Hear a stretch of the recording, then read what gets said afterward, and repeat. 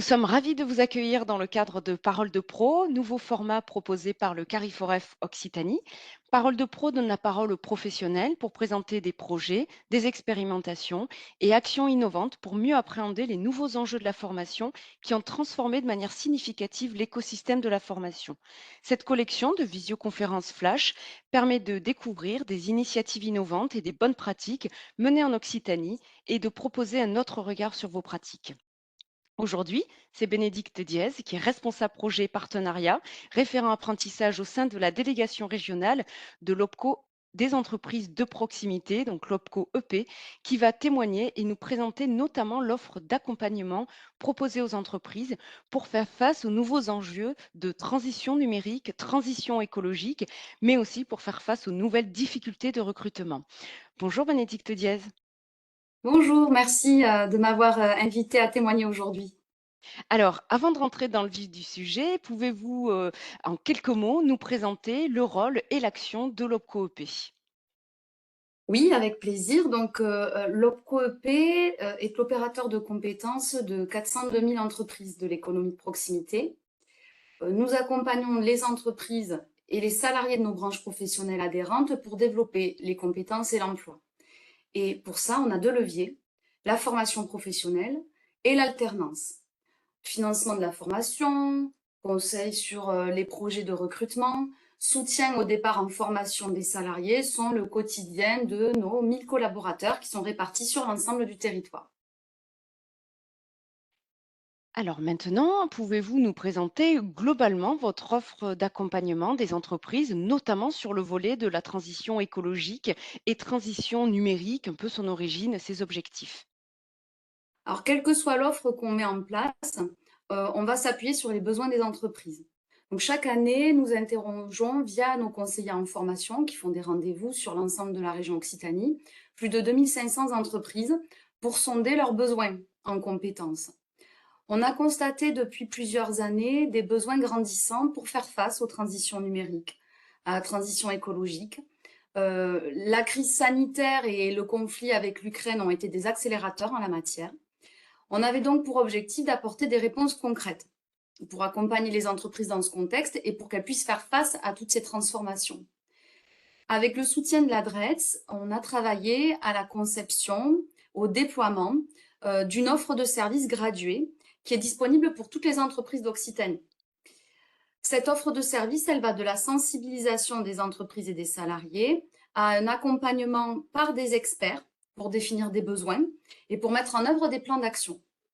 Le but, c'est de pouvoir assurer sa transition, qu'elle soit numérique ou écologique, en ayant ainsi une stratégie qui soit adoptée par tous dans l'entreprise, par tous les collaborateurs.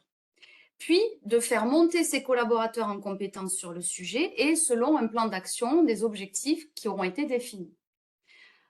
Ces projets expérimentaux, ils s'appellent Secureco, côté transition numérique, et Green Me Up, côté transition écologique. Ce sont des offres qui existent respectivement depuis 2020 et 2022 et qui ont aujourd'hui permis de sensibiliser plus de 1000 entreprises sur le sujet, d'en accompagner près de 50 et de former plus de 250 salariés. On a un cofinancement de l'ADRETS, des conventionnements, en fait, ces projets, ce sont des ADEC, qui permet de proposer des actions aux entreprises qui vont être partiellement ou totalement prises en charge. Alors, rentrons dans le vif du sujet. Est-ce que vous pouvez nous détailler des exemples types d'actions mises en œuvre auprès d'entreprises et nous dire concrètement avec des exemples terrain, du coup, comment l'accompagnement se met en place? Avec plaisir, donc prenons l'exemple de Secureco. L'objectif de Secureco, il est simple.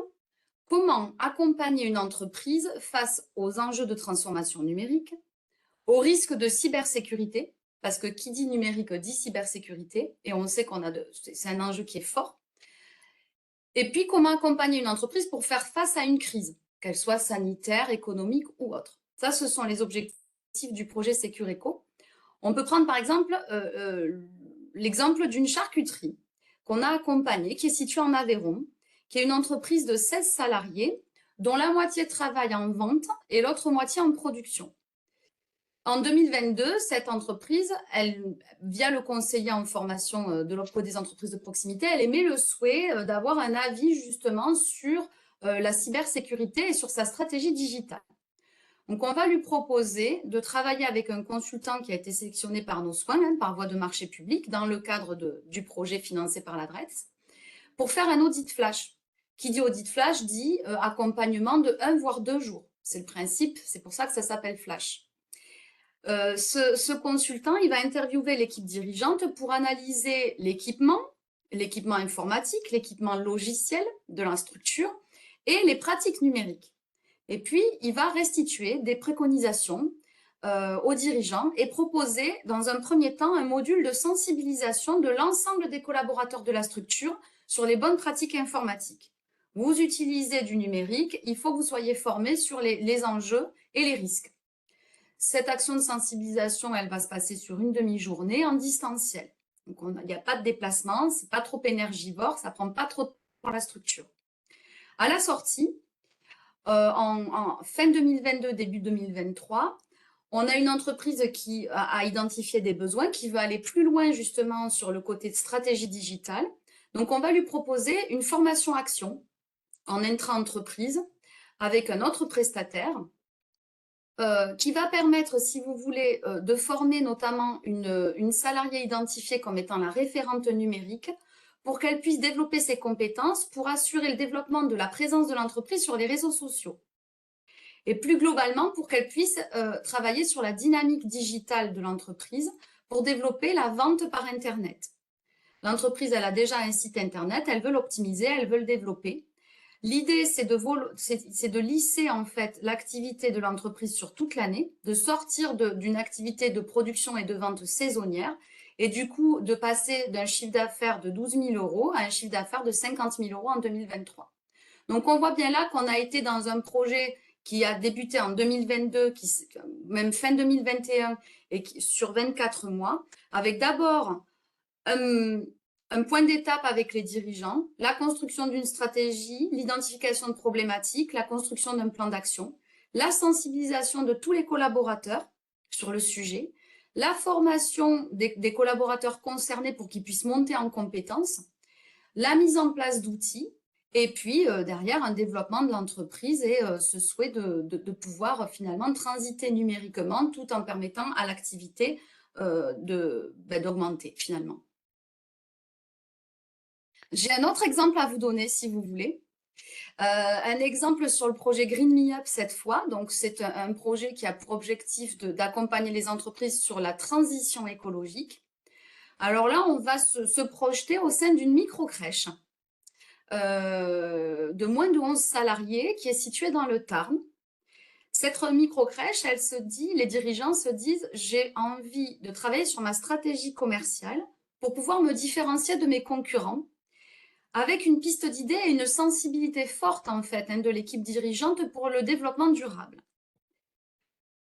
Ils vont solliciter l'OPCO-EP là aussi à l'occasion d'un rendez-vous avec le conseiller qui avait plutôt pour objectif d'aller voir s'il y avait des besoins en formation des salariés de la microcrèche ou des besoins de recrutement. Et on va du coup proposer à l'entreprise d'intégrer cette action Green Me Up. On missionne un consultant, là aussi sélectionné par voie de marché public, pour outiller l'entreprise. Et notamment, ce consultant, il va travailler avec l'entreprise sur le développement d'outils commerciaux.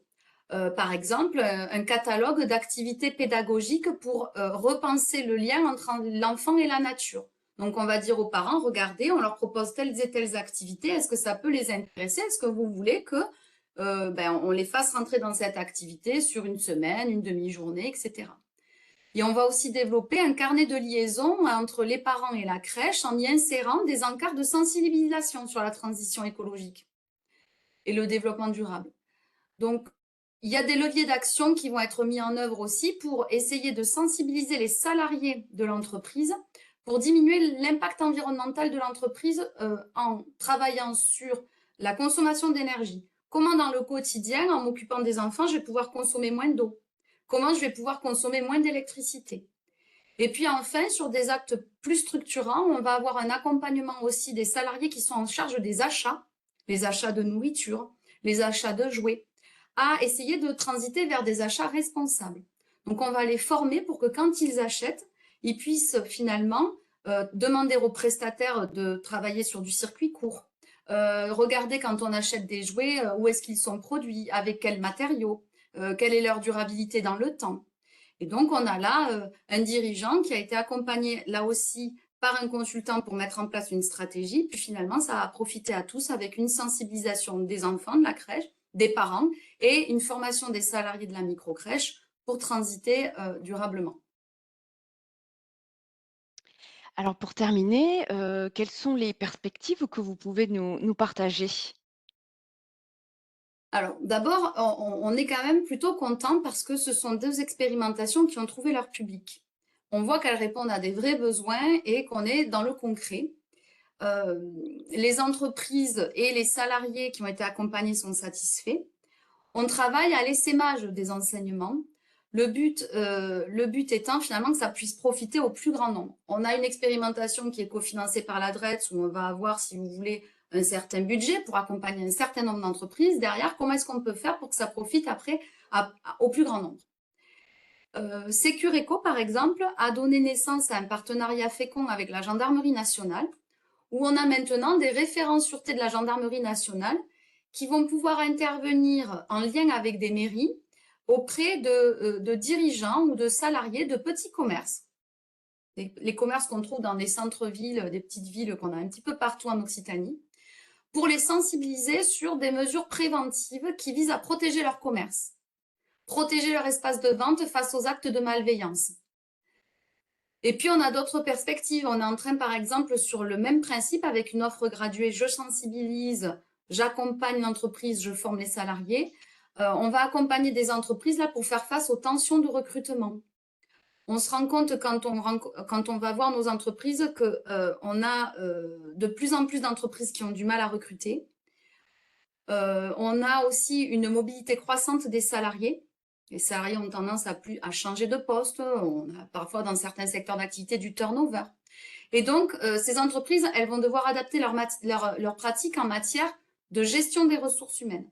Donc, depuis janvier, on est en train de déployer, on conçoit, on déploie une nouvelle action expérimentale dont le but est d'aider les entreprises à ouvrir leur recrutement à des profils en reconversion ou à des candidatures plus larges que celles qu'elles auraient sourcées auparavant. Et donc, on travaille en partenariat avec la DRETS, en partenariat avec l'AFPA, en partenariat avec Pôle emploi sur justement un accompagnement des entreprises pour pouvoir recruter des personnes en reconversion, des demandeurs d'emploi qui, sur un poste ciblé, vont détenir 80% de compétences transférables. Et ce sont autant de solutions concrètes qui vont nous permettre, si vous voulez, de pouvoir accompagner les entreprises dans un contexte de tension de recrutement.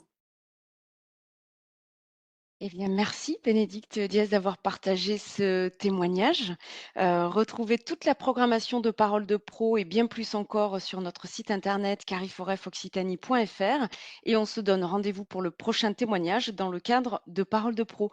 Merci encore et à bientôt.